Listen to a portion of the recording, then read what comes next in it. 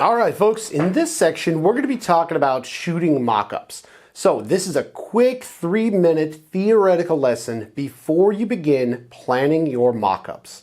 The first and foremost thing you want to be thinking about is your audience. Now, if you're shooting mock-ups for yourself, the audience is you. But if you're looking at selling your mock-up packs, you want to be thinking about what your customer wants to do with it. And the thing that I'm going to talk to you about, very in-depth, is the power of potentiality.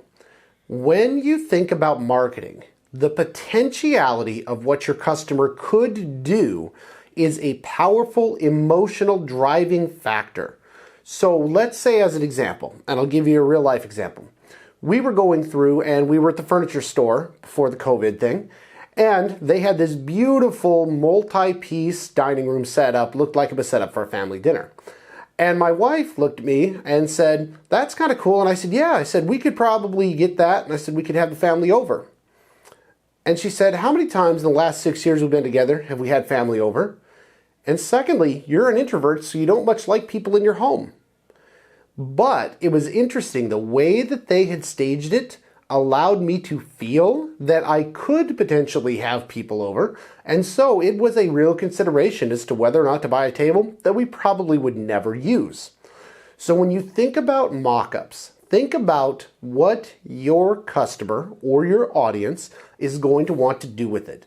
Because let's say that you put the mock-up in there and then you put some sort of a word in there, right? Because you're selling, say, posters or something. What is it, where is that poster hanging that the person who buys that wants to believe is possible? The same thing with business style mock-ups. A lot of times you'll see mock-ups with people gathered around an iPad and everybody looking like they've just solved world peace and such. And it's because with that technology, whatever the solution is in the iPad and the way that the product's presented, it's possible that that team could achieve a high level of performance. So think about potentiality of the product. What is it that the person who is going to use your mock-up wants to believe that they can do? Also, think about giving space. This is important in lay flats, because if I see a lay flat and there's 900 little things running around in there, there's no room for my product, which is why I bought the mock-up in the first place, to breathe.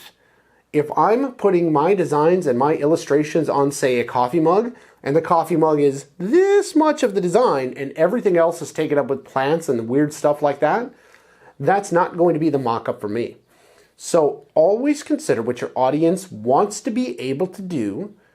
Think about that when you arrange your mock-up, which is a totally separate lesson, and make sure that you are harnessing the potentiality for your product, because that's going to drive the emotional response. If they can picture themselves with their brand in your mock-up looking the way that they want it to look, you will have a higher conversion. All right, let's go ahead and get into how to actually composite these.